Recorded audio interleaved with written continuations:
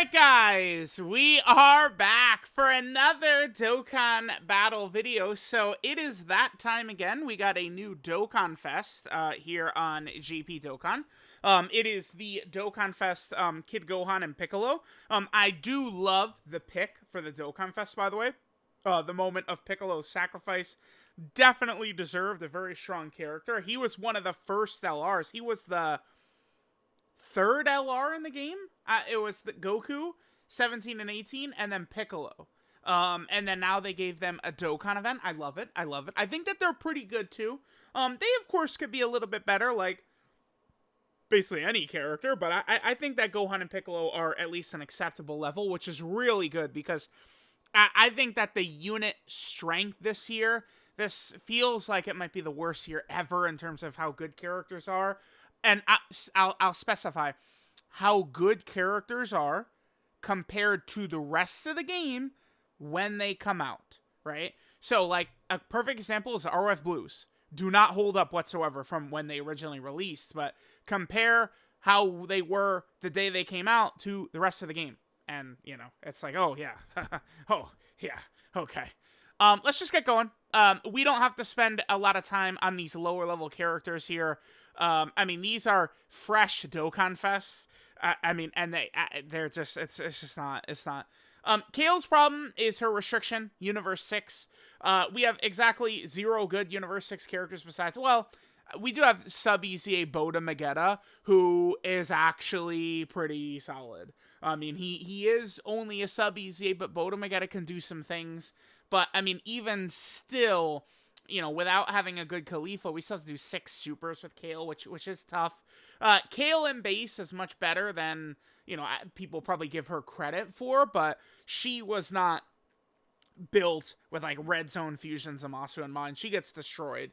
When she transforms, she can go toe-to-toe with any tough boss, but at a certain point, I mean, it's like, okay, like, we use Universe 6, you know, we're trying to use Kale, and we die because one of these shitty Universe 6 characters, and then we die again, and then we die again, and then the God run, Kale obliterates, but it's like, I mean, all these wasted runs where we lose because we're using a weird-ass team, it's just unfortunate. Kale, I mean, the downfall of many of these characters is just simply their restrictions and stuff like that. So Kale deserves to be on the list, but I mean, I just think that the characters around her are just so weak. It's just not fun. Next we have Turles. Turles is just flat out not good enough. They did not do a good enough job with Turles. Turles to me is very unimpressive in pretty much all the content. I think that if he was able to get that intro up, things would look a little bit better for him. I mean, just 3 key, 18% attack, just universal to the team as soon as like his first rotation happens is pretty good.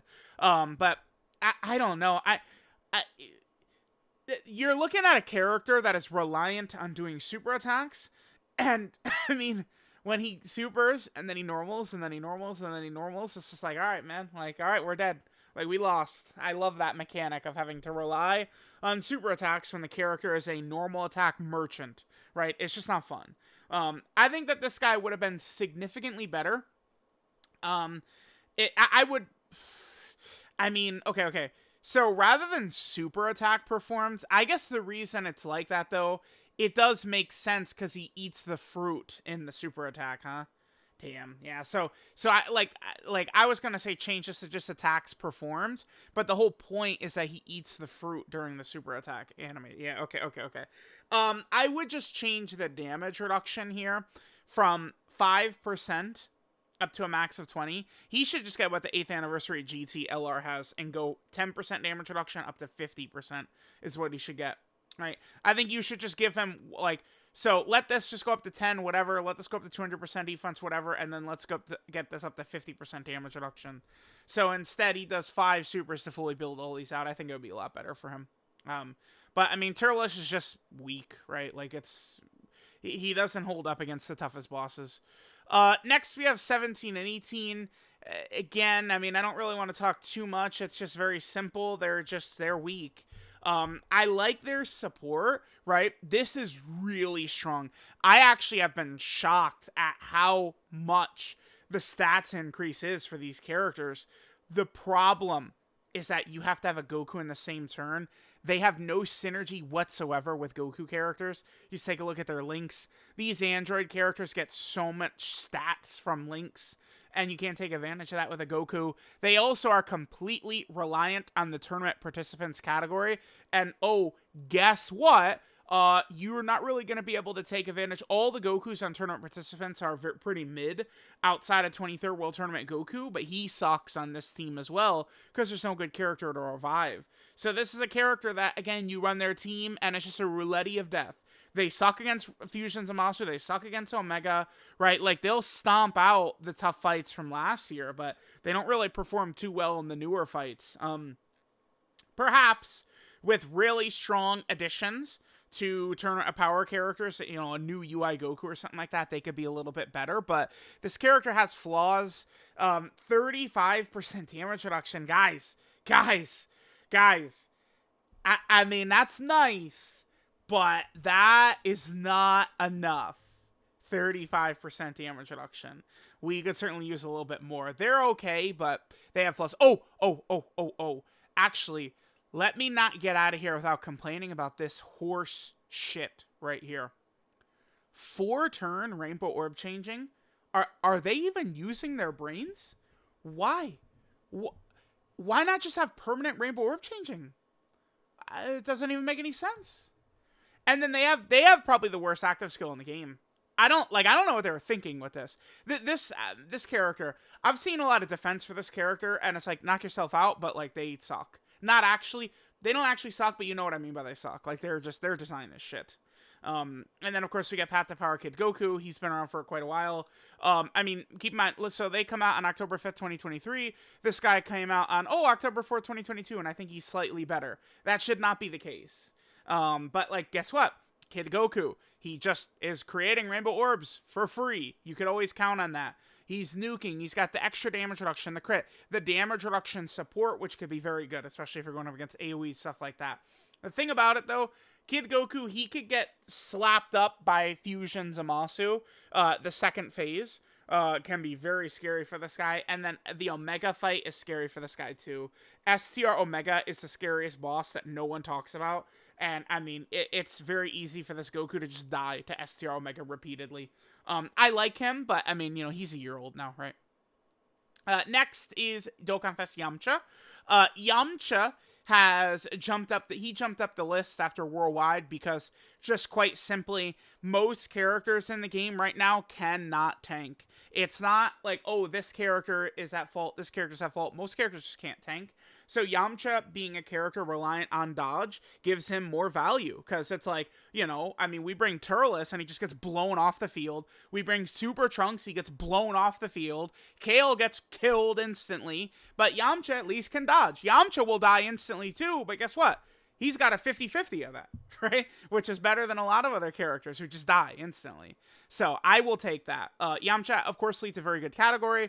Yamcha could do a lot of damage, but I mean, it's like, once you start talking about new Dokkan Fests and new LRs, unless their damage is truly insane or truly dog shit, every new strong Dokkan Fest or LR is doing a decent amount of damage. They're all doing good damage, right? Again, there's exceptions. Either they're super good or super bad in terms of damage, but typically they're all going to do a decent level. That's why, like, damage is not nearly the factor for new characters that people think it is, right? I know it's like the, you know, you get the, like, oh my god, look at the big number, big shiny number, oh my god, but like, it's not, that's not really a factor as much as like defensive abilities, especially nowadays, right?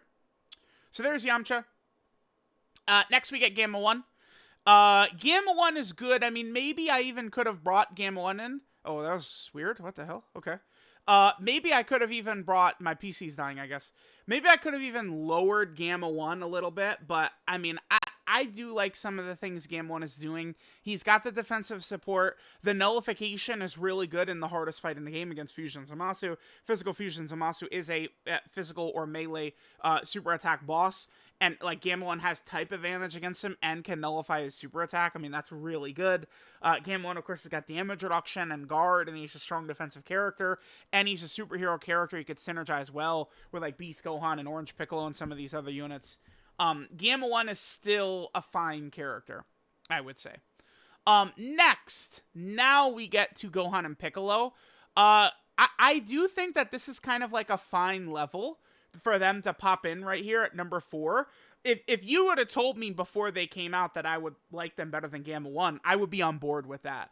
Gohan and Piccolo could be better, but I do think that they've got some real stuff here. Now, instantly, the issue with this character is this right here, they suck. This character is not that good.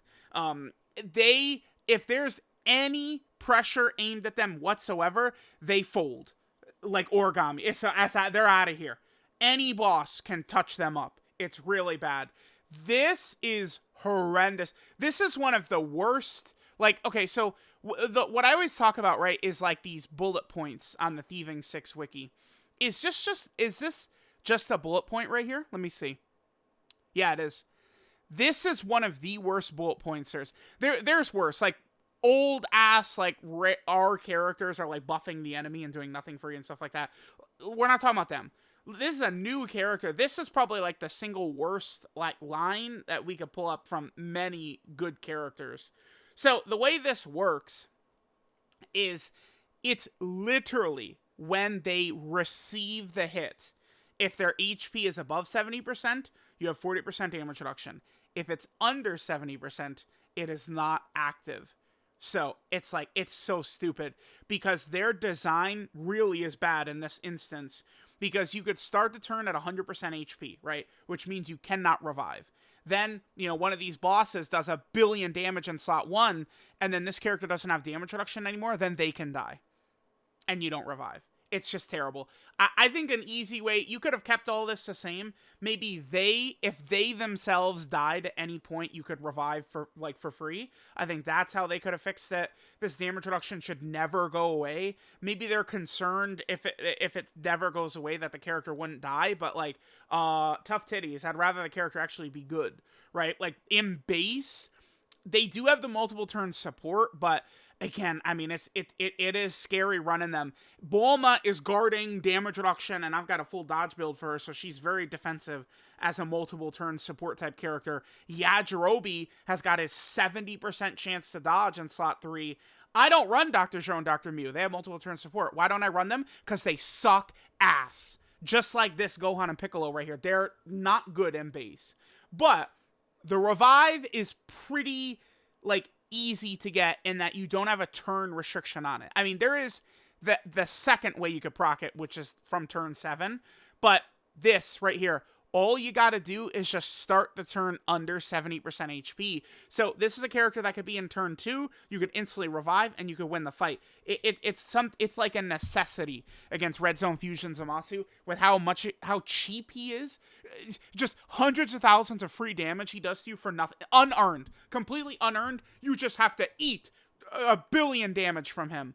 And then, you know, you need these revive characters to clutch it out. That's why, like, I see downplay of the GT 8th Anniversary LR, and I would say, get that bullshit bias up out of here, because these characters that can revive like that are essential in the toughest fights, man. And so that's why, like, this character's weak in base, but their revive is also part of their base form as well. And then Kid Gohan is really powerful, right? I probably don't need to spend too much time talking here. Guaranteed crit his first turn, guaranteed dodge his first turn. He still has at least reasonable defense, considering he'll have a 50% chance to dodge after his first turn. And he has, at least a reasonable attack stat. Nothing crazy, but I do like this character. Revive characters are just like, they're so important right now. I like that this character is supporting in base and stuff like that, but I do think they needed to make this character a little bit better in base. I have no issues with how this guy's designed whatsoever. But this character, I mean, there's a couple of changes we can make right here. You could have just made the 40% damage reduction just permanent in any slot. I think that would have fixed it. If they just had 40% damage reduction for free, anywhere, conditionless, that would fix this character for me. Because then you would run them in slot 3. They would have nice damage reduction. After supering, their defense would be effective, right? They would be giving multiple turn support. It's good. But again, I do find that this character very, very, very flimsy, very weak. They suck. But The revive is good, and then Kid Gohan is really good. I do like their position right here as number 4. All right, next is 23rd World Tournament Goku. I will tell you guys this. Here he is. I do think that this guy is slightly better now with Gohan and Piccolo being introduced into the game. Remember, the whole gimmick for this guy is he is ass before you revive. Not complete. I mean, it's 50-50, right? Where is it? Right here. 50-50 after his first turn. Where is he going to be good or is he going to be bad? His damage isn't really that impressive until someone revives either.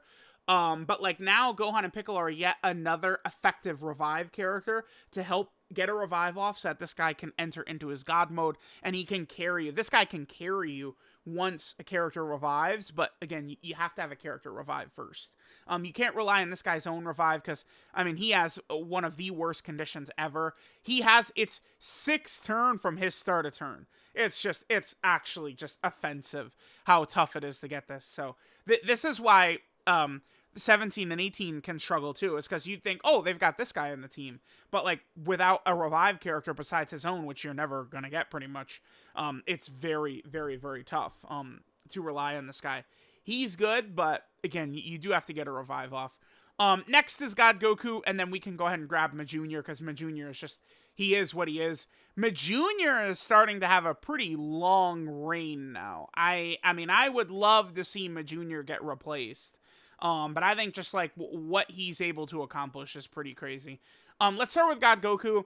God Goku just simply is very good. He's got 60% dodge. He's got guard. He's got additional supers. He's stacking. He has a decent transformation, which, you know, has a huge damage when you transform. Pretty good. The weakness of this guy is sometimes key orbs can betray you a little bit. Typically, you could still have a fighting chance, though, because he does have a 60% chance to dodge with 3 key spheres. At 6 key spheres, he's good, obviously.